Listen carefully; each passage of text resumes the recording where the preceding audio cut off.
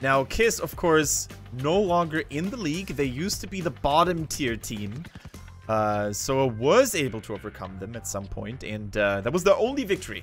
So they only managed to beat the bottom tier team of Phase 1. Can they achieve more this phase? Can they do it with a new roster? So a 3-man roster swap could, on the one hand, mean you improved yourself or you reinforced yourselves tremendously. It could also mean quite the opposite. What do you think is going to be the case? Which is more likely going to happen? I can't judge unless I know the players. Which is more likely going to happen? It's more likely, as much as I hate to say it, I think it's better that they have swapped because they were getting slowly better, but the players who are improving the most are still on that team. Yeah, I really think this could only be a good thing for them, but I still don't think they can beat RPG. Yeah, RPG, if they continue to exercise, if they practice a lot during the break, which I am going to heavily assume they did, then there's only sky's the limit, because this was one of the most promising looking teams in Phase 1, and I think they can certainly cause a lot of upsets, even against the big names like CE, E-Star, and SPT. Now, let's see. Our first battleground for this best of 2 is going to be, once again, Tomb of the Spider Queen. Do we have a new favorite map in China, Tensher?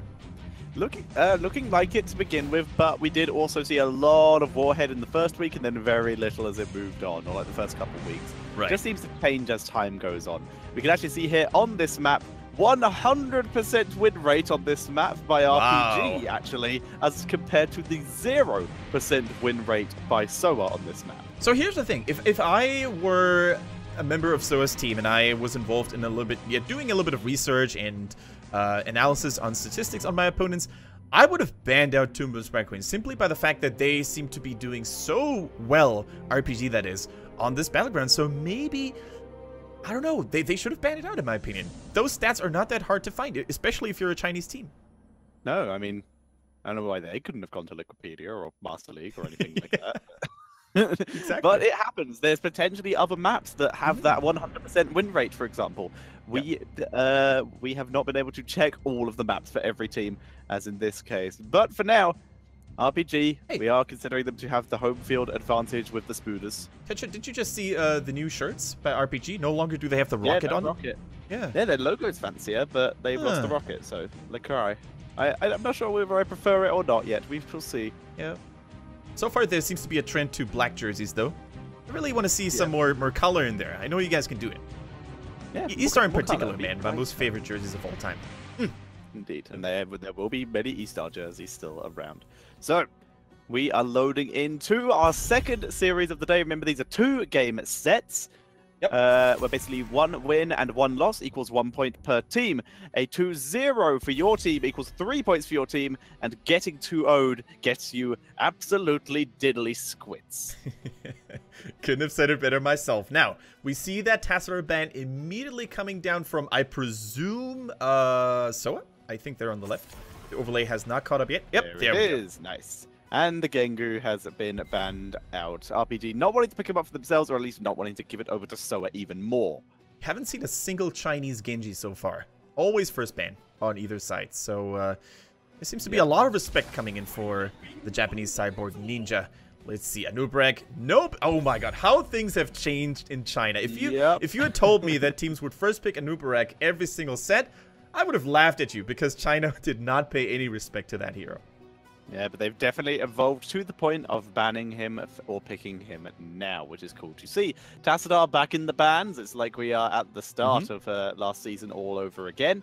But this time we have the newest Cyborg Ninja, like you said, being banned out. So, other picks we saw from the last season. Greymane, very highly prioritized on this map. And of course, Uther is still available. Yeah. Guardian of the Age of Kings versus the hero with 2 stuns could be so good.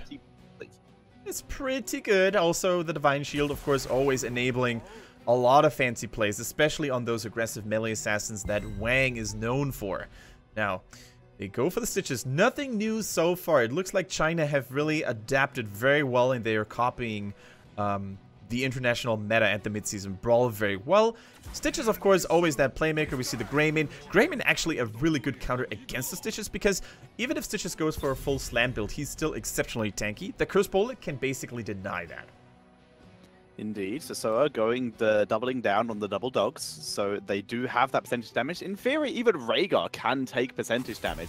Yeah. So we will see if that is the path they choose to go down. Nice ban the Leoric. Good solo laner. Would have been very dominant in the bot lane and potentially given Stitches a bit of a rough time.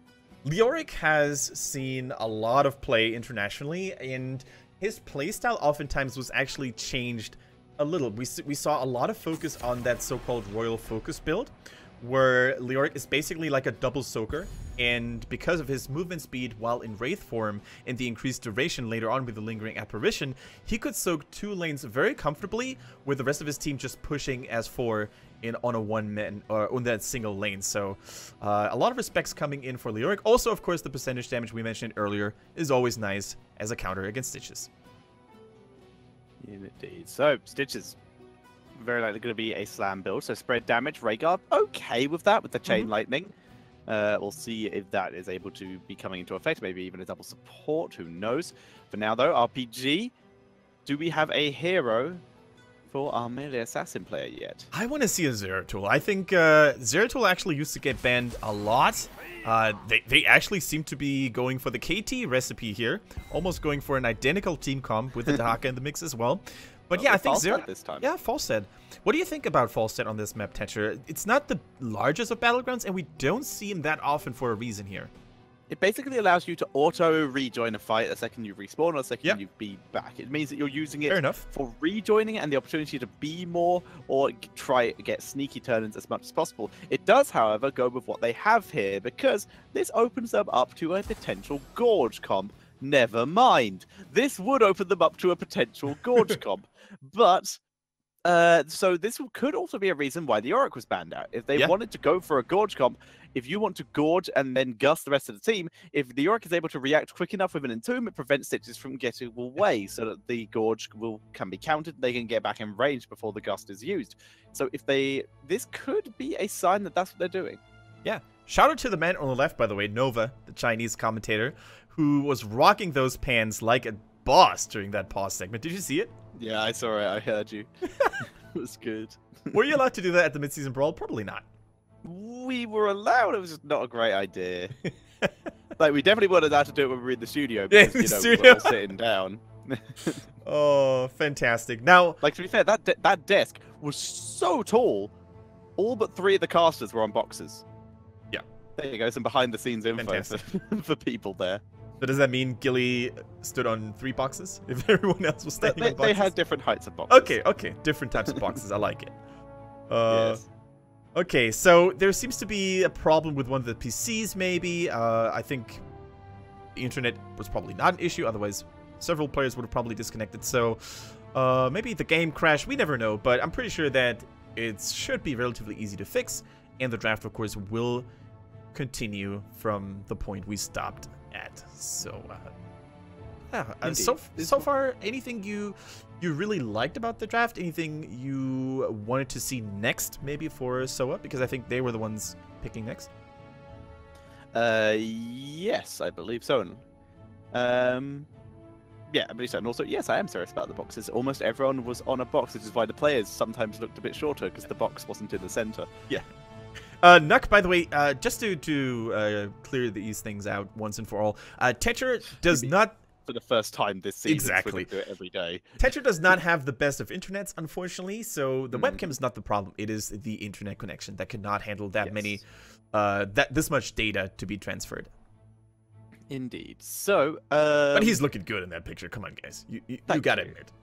And also, rumor has it, via some blue cables hanging from the telegraph poles outside my house, that maybe fiber later at some point. I don't know, but there are currently blue cables just draped, like not even like hung up. They are draped along the telegraph poles outside my house. So Tetra's been camping in front of the town hall for the last few days and weeks just to get the info. The amount of emails I have sent to my internet provider, because they have a thing on their website saying register your interest.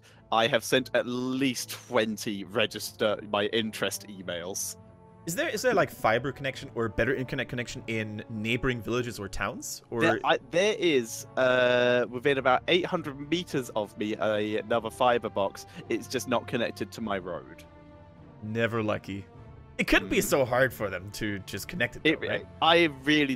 It's a long way away, and there's a lot of trees. There's actually a reservoir in between me and it. One day. Yes, like I said, there is now stuff there's now stuff on the telegraph poles. It is starting. And maybe they said it was fine, but they could just be straight wrong, the workers who are putting it up. So potential, no promises, but if it is available, I'm paying for it. Did you start every email you sent to your internet provider with "Do you not know who I am"? Don't you know who I am? All right. There we go. Yep, so we're back to where we were. Johanna being picked up here for SOA. Here we go. So we see the Johanna coming in. Oh, Tetra is very happy about that, aren't you? Yes, my favorite hero. Fallen off a little bit, but we saw a little bit of play from her at mid-season brawl.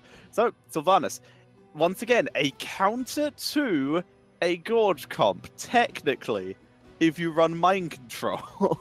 Yeah. Not the best idea, but it has a good amount of burst follow-up if you're going for the Wailing Arrow. Great push potential. You have two great frontliners to protect you. If you use the Grey Mane, you can really take down some forts and keeps if they are left unattended very easily. It can work out very nicely. You are able to stay at range. You have a good, decent escape if you react quick enough from the stitches and don't get interrupted by the Ufa stuns. So it could work out quite nicely for them if they play it well enough. But that is even more follow-up for the stitches stun. So now the objective turns from get away from stitches after he hooks you to just don't get hooked. Yeah. If you're hooked, you're in trouble. And we all know this playstyle from Team Dignitas, and it looks like RPG paid a lot of attention to the way Dignitas drafted and executed their comps, because this just like JPL and Mene in a nutshell. KT and Stitches with that beautiful hook into Gravity Labs combo.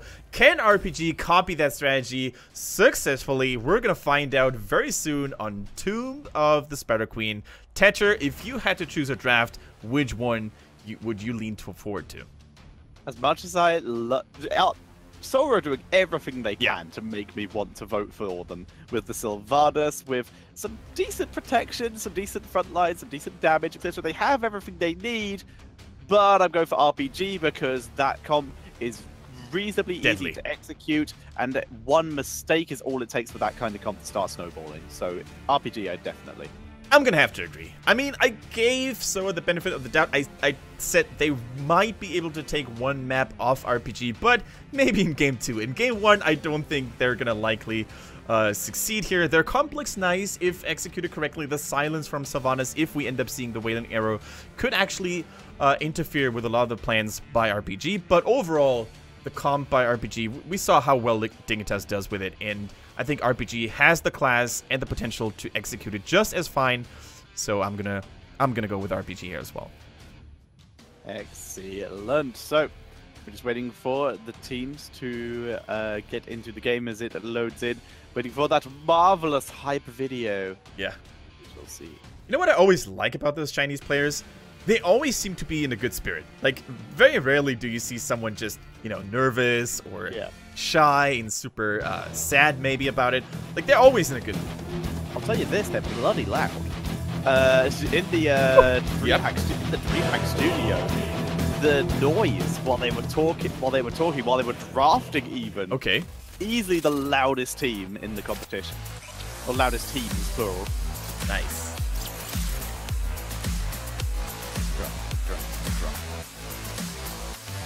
Wait, what? Okay, next time this video happens, one of the E-Star player who pops up, I don't know his name yet, because we haven't seen him properly, he has one of his trouser legs rolled up to his knee, but not the other.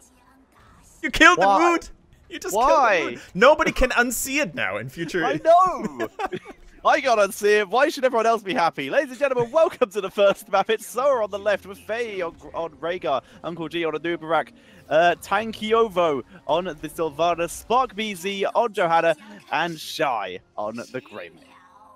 And their opponents on Tomb of the Spider Queen in the reds are going to be RPG with Chicken on the Dahaka, Wang on Stitches, Sa on the Uther, Infinity on his Falset, and Loktar on that KT, a name that I do not endorse. Alliance for the win. Mr. Swish. Oh, Johanna is found and immediately covered up by a logo. That was a nice touch. She dropped Iron Skin, and it's all good. That was a really nice dodge here with the Iron Skin. Well played. And, you know, the moment the next larger team fight breaks out, it's probably going to be ready again. So, really, really nice reflexes here by the Johanna player from SOA. I like it.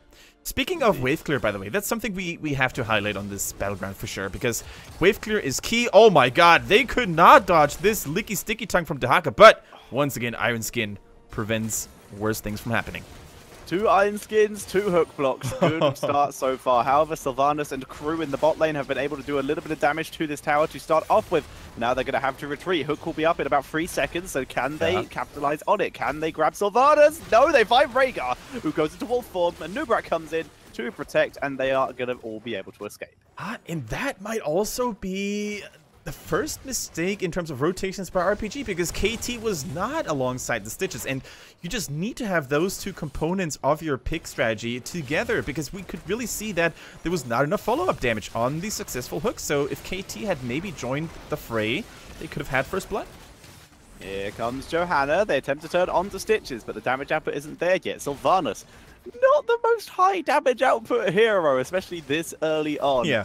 So she is able to continue rotate. She continues to push up a little bit as Johanna heads back down to the mid lane. And yeah, these rotations a little bit weird. Just multiple people in the bot lane as opposed to the 1-4. Exactly, and so far they haven't really been successful at killing Raymond in the top lane either, so they can't get kills in the bottom, they can't get kills in the top lane. Shy. No, Shy makes it our life. And I think RPG's comp is built to get those kills in order to snowball, because you can already see that wave clear wise, they're getting outpushed by the likes of Johanna and Sylvanas. Indeed they are. They're having a little bit of trouble. Like you said, the Sylvanas is doing right. It's not doing so good on the hero damage so far, but it's not supposed to. So they're just using it for what they can. And like I said, that is the wave clear, that is the push, and of course, the poke damage with that Shadow Dagger. Yeah, kind of good. Exactly, and Uther, you know, traditionally struggles a little bit against a lot of AoE damage over time, which is why Lunara is such a good pick against him. Gul'dan, all those, you know, heroes that have a lot of spread out damage are really good against him, and especially after getting the lower cooldown at level 4 here, Sylvanas might just be the same thing. Now Shy getting cornered by 2 people at the same time. And he trying falls. to wait for the cooldown on the wolf to potentially get a disengage, was not ready. Gems, though, should be picked up by Johanna as she moves up there to try and deal with this. Uncle G, it's a little bit of healing from the totem. Now they want to try and get Sa, who's focused down. There's the feral lead. They get the kill. Nice kill already. SOA looking strong here. Balancing out the kill count 1-1. In terms of global XP, they're still evened out, but the middle lane has been pressured heavily by RPG. And you can really see that these 2-man rotations by Dahaka and KT actually offers a lot of wave clear on the respective lanes. So while bottom lane hasn't really looked that good, they were actually able to establish a nice lead in middle and top. So I actually take a little bit of the criticism back I uttered earlier. They seem to be doing considerably well. Yeah, right now, both teams holding it together. Neither one getting a huge advantage over the other. Uther is able to find Johanna. That would be the slowest fight of all time. Shy wants to be, but Living Bomb has to wait it out. Now is he not even going to bother? It just needs to run away before Kael'thas accidentally kills him. Stitches finally going to get his gems turned in. That's going to be the first turn in going over to RPG. Yeah, and of course, the first turn in is always an important one on Tomb of the Spider Queen, because if you manage to get those early structures, the towers, maybe even a fort or 2, it can really skyrocket you ahead 1 or 2 levels compared to your enemies. So, especially with Sylvanas, Team SOA would have loved to be the first ones to pay in, but they weren't able to do so because of the great early game pressure by RPG. And look at that, almost no towers left standing in the middle, and the one that is still standing has no ammo anymore. So you could really see that the 2-man rotations were just doing a lot of work. Indeed. So, quick heads up here. Build differentiation coming in here from RPG. Energy Royal coming in from Kael'thas. Every time his Gravity Lapse hits a hero, its cooldown is reduced by 9 seconds. Yep. They are going all in onto the stun comp and just relying that they don't need the extra range. They're just relying that Kael'thas will be near enough to Stitches that they won't need it. Yeah, failure here on the regular, going on a nice cleanse for Sylvanas, dodging the Flame Strike too, so a lot of the damage has been avoided, but the hook lands on Greymane. Can they lock him down? Double stun, triple stun, and he's taken out. Even a noob with all that CC was not able to save him. So yeah, like we said, Kael'thas relying on positioning as opposed to positioning and cooldown reduction as opposed to the extra range. So nice far, without the 4-man stun. Oh. They're lined up perfectly for Uncle G here. Once again, by the way, Uncle G, he used to be the secondary support and the melee assassin flex player last season, but now he's the main tank. So, or not really the main tank, but the secondary tank. So already you can see that Uncle G had to go through a lot of roster swaps, position swaps.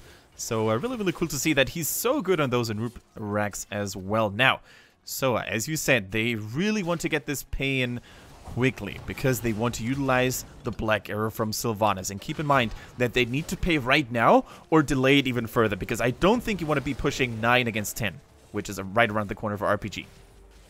You do not, so we'll see if they are able to get them in as quick as they can. Sylvanas, by the way, went for the Barb Shot and the reduced cooldown on the Shadow Dagger, so she is going for the armor reduction build, most likely, but with Barb Shots does affect web weavers, does affect minions, does affect mercenaries. That hook threading the needle, but not in the way you'd hope.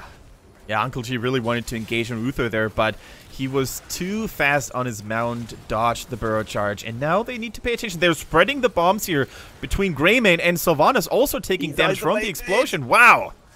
The Phoenix getting the kill. Sylvanas, though, able to dodge the drag, gets just behind the gate before the hook lands. Yeah, that was some nice anticipation skills here by RPG as well, predicting where the Haunting Wave would take Sylvanas and landing the hook on the target landing location. But unfortunately, the gate was still in between. Now, they're paying their gems again very patiently. They have level 10 online, so they want to be in the driver's seat right now. They want to get this push going, utilizing their heroic ability advantage and getting more structures as a result. No Gorge build. I am slightly disappointed. They had everything they needed for it, but this is still fine. Putrid Bile still very good, very effective against Greymane, especially if he goes into that Worgen form. So, completely acceptable, if not slightly disappointing. But Web Weavers are arriving. They are on their way down the lanes for RPG, 2 in a row by then. Nice timing as well on the Mercenary camp, because the first one. Yep, that's the first turn in there. On that bottom lane, at least, we're going to see a lot of damage coming in here. Now, something I wanted to highlight here as well. The Mercenaries were taken before the Web Viewers were spawned, and that is such good timing because otherwise they would have disappeared. As you can see, the Bruiser camps on the minimap are no longer available, so perfect timing by RPG. They lost Falstad in the process, though. They're still going to be able to take down the enemy fort in the bottom, middle still being pushed a little bit, but losing a team member while you're pushing always takes a lot of momentum away from your attack. Indeed, works out quite nicely for the level 10, timed very nicely for SOA to kill off that Falstad using Blessed Shield and go for the throat for it, but that does still just give them a little bit of leeway to clear up these Web Weavers. Johanna finishing off the one in the bot lane. Falstad has arrived back though, and it is the Hacker though who's taken out. And Falstad is in the cocoon. Nice barrel roll of freedom. Can they turn it around and get a Numerag Ancestral lands? Nicely done by SOA. Yeah, really, really good save here on Uncle G, who was the focus target for RPG. We didn't see the kill on Dehaka, but I heard a Wailing Arrow to go down, and that probably prevented Dehaka from using the Burrow or his trait. And if you silence Dehaka, he's actually the most vulnerable, especially since he didn't have adaptation, it seems, because he went for isolation. He's going to be a lot easier to kill than other Dehakas who go full tank build. Indeed, silences, good abilities. Yo, nice dodge by Shy. Or, well, he was just in the wrong position here. Hammerangs landing, lots of them. Falstad dropping some good damage output, forcing SOA back. And Tetra, look at how many gems SOA currently has in their possession. 115! Most of them currently sitting on Johanna, on Spark BZ, and RPG is playing this super well. They lose a member every now and then. During teamfights in particular, SOA look very strong, but in terms of map control, RPG is not letting them pay any of their gems. So smart. Indeed, RPG guarding. Look at Infinity. He is just literally sitting there guarding this turn-in. He has his Boomerang, gonna deny and hope to not get killed by a noob. They had the vision though. They're moving in. That's actually gonna let them get the turn in and move in. They have Blessed Shield. Can anyone do anything? Uther's nearby. Nice. Divine Shield dropped. Easy peasy, lemon squeeze. Yeah, the battle of the shields. Blessed Shield against Divine Shield. Turns out that Uther's shield was a little bit stronger this time. I think they actually had vision on Uther, and they didn't even try to waste any other heroic abilities to get the kill because they were like, okay, Divine Shield is gonna save him anyway. I mean, being blessed is usually better than being divine. If you're blessed, you have simply the blessing of a god. If you're divine, you are a god. So exactly. Yeah, both is pretty good. I wouldn't mind both. Now, no, both are good. Web Weavers have been unlocked in the meantime while they were busy trying to set up a kill here on that Falstad, and that basically left the top pay and location open. And SOA immediately took their chances, and they're now in the driver's seat. Top lane. Oh, nice hook of the wall. That might be the target they were looking for. A noob coming in to try and deal with this. Raymain escaping. Gust is used. Silence from Wayne Garrett from over the wall prevents any follow-up, and SOA all get out. And that is, of course, the danger here on Tomb of the Strike when you have a lot of those corridors where you can get hooked over walls and your teammates are going to have a very rough time actually helping you out. But I love the immediate reflexes here by Uncle G on Ubrek, diving over the wall, stunning a couple of people to interrupt the follow-up damage on the hook target. So very well played by SOA, and they're impressing me quite a bit here.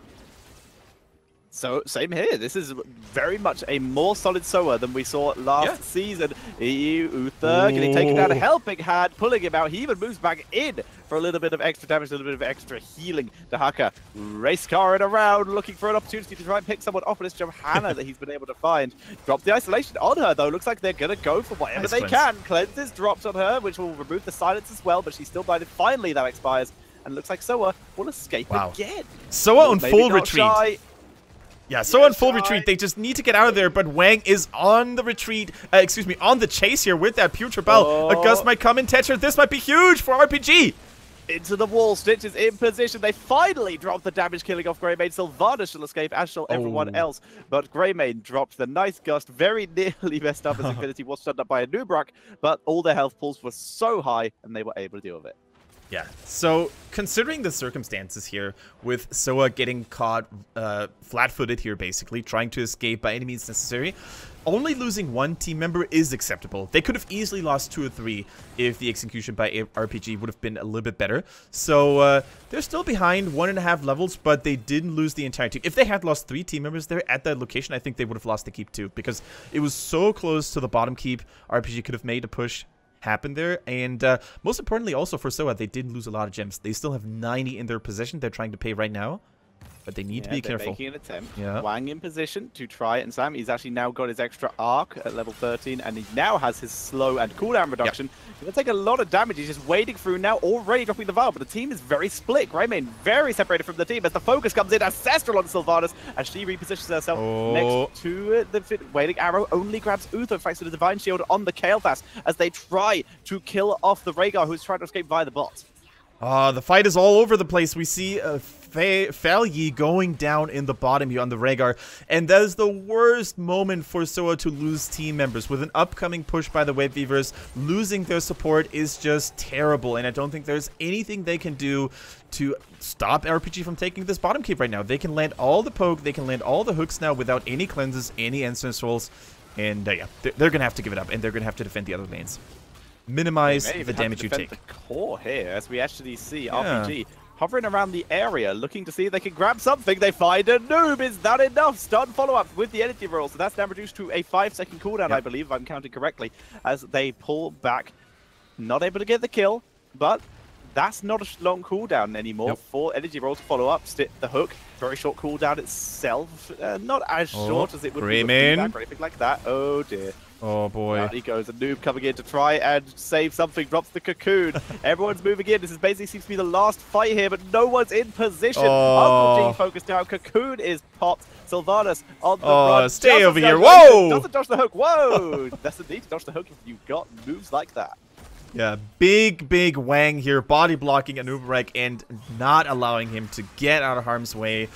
He used the burrow charge over the wall once again to assist Greymane in need, but they ended up both falling. And that's something that you always need to keep in mind as well. Like, sometimes it's better to leave one person or let one person die in your team, other than you trying to go for a save that won't work and you lose 2 instead.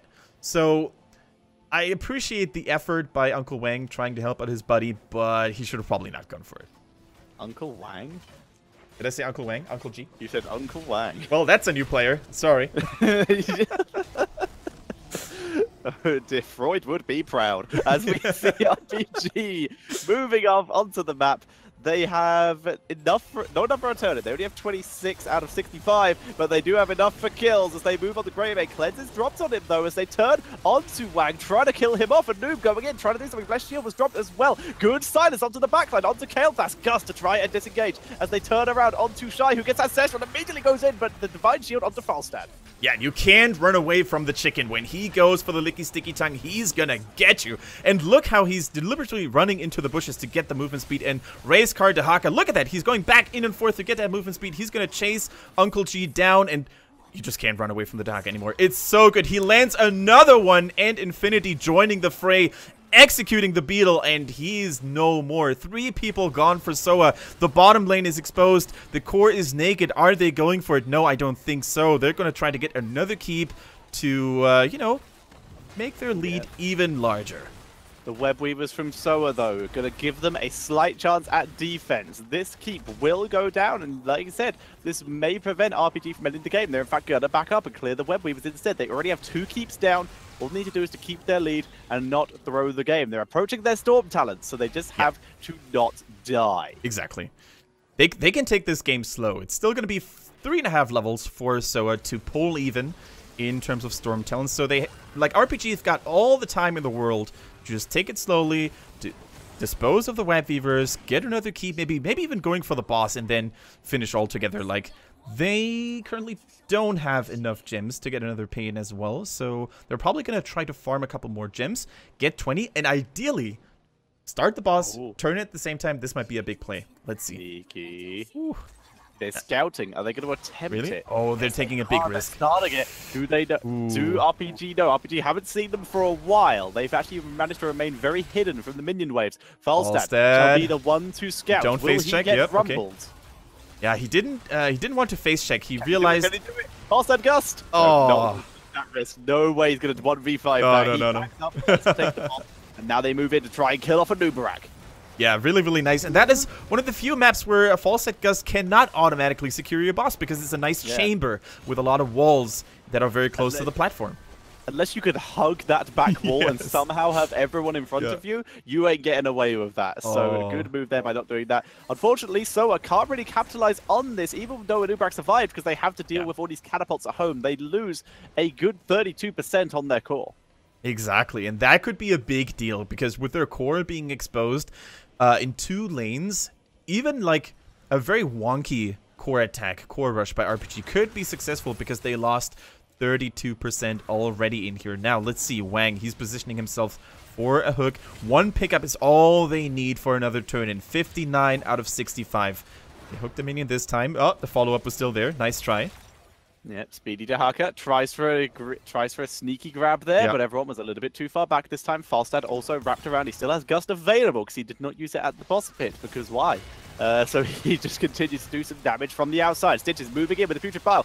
The cocoon is dropped to try and protect them here as they turn around to try and kill Dahaka before the cocoon pops. They don't manage it, so now Stitches is out, dropping the slows. All the OE damage from Kael'thas and Stitches. Sylvanas still alive. Here's Falstad, though. The cleanse is dropped on Sylvanas, but she's still killed off. She's still killed. That makes 2. Make it 3 because Shine the Greyman is not going to make it either.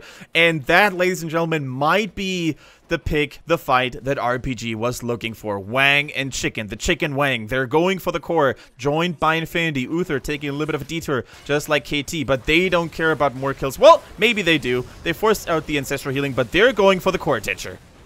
They are going for the core. Shield has dropped and it's already low. No one's up for another 25 seconds. That's going to be GG. And RPG taking game number 1. But not as easy as a lot of people would have thought. Yes, the stats show that they were ahead for basically all of that and they had way more kills at the end. Yeah. But SOA, completely different team to last season, at least from this one game. I will be really interested to see if they can keep up this from last season as well, steady rise of improvement. Yeah. And we were kind of questioning, like, they swapped out 3 players. They basically entered this stage today with a fully new team, almost a full new team. And traditionally, we know that roster changes in Heroes of the Storm, a game that is so dependent on team synergy and communication, teams struggle a little bit when they swap out players just like that. But for SOA, I think the opposite is true. They reinforce themselves on almost any position, whereas Uncle G and Felyu still remain solid players all around. And this SOA, this team, almost being able to really take out RPG in a couple of those team fights, that's very impressive. And that's actually their biggest achievement in their history in HGC China. Really, really solid.